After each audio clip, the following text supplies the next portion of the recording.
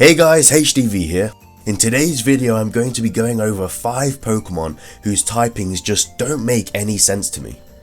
Obviously Pokemon are magical, made up creatures and logic doesn't always need to interfere with that, but sometimes I feel that Game Freak went a little overboard with some of their creations.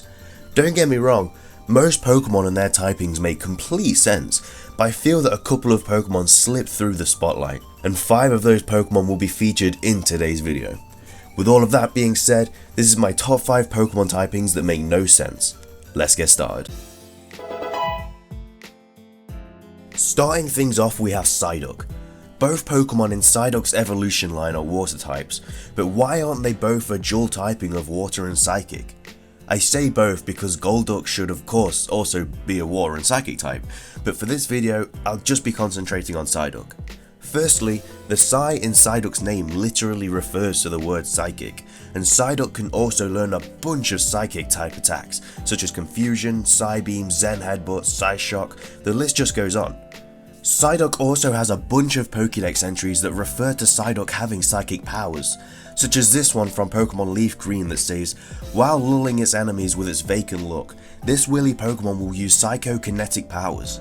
Now I don't know if it's just me, but all of these reasons pretty much show that Psyduck's evolution line should be a dual typing of water and psychic instead of just water. Coming in at number 4 we have Luxray. Now Luxray is a pure electric type, but please tell me why it isn't a dual typing of electric and dark. I've gone over this in a couple of my previous videos, but Luxray's design screams dark type. Luxray also gets access to a handful of dark type moves, such as Crunch and Snarl, so giving it a dual dark type would give it a handy stab bonus on Crunch. I don't feel that Luxray's 2 previous evolutions need to be part dark type, it's just Luxray that needs it. At the halfway point we have Granbull. Granbull is a pure fairy type, and personally, I'm not too sure why. The way I see it, fairy type Pokemon are usually seen to be fluffy, cuddly creatures, you know, the things you would like to see in your children's dreams. Granbull on the other hand, well, doesn't look anything like that. Granbull looks like a fierce bulldog that would probably make an appearance in your children's nightmares. Just look at that angry face. And yeah, I know that Mawile doesn't look friendly either, but that Pokemon is part steel type, so you can see why it looks like that. A pure fairy type, however, probably shouldn't look like Granbull. Coming in at number 2 we have Jirachi. Jirachi is a legendary Pokemon with the dual typing of Psychic and Steel, but to me, I'm not too sure where the Steel comes from. It certainly doesn't look like a Steel type. Now before you say anything, I know that Jirachi is the Wish Pokemon, and shooting stars are typically made of metal, but I don't feel like that's enough to give it this typing. I also get that the Steel typing really helps Jirachi out competitively, but for this video I'm more looking at the design, especially as Jirachi has a third eye and that definitely doesn't scream Steel type. Taking the number 1 spot in today's video is the legendary Pokemon Lugia. Lugia is a legendary Pokemon with the dual typing of Psychic and Flying, but why, seriously, why, isn't this part water flying instead?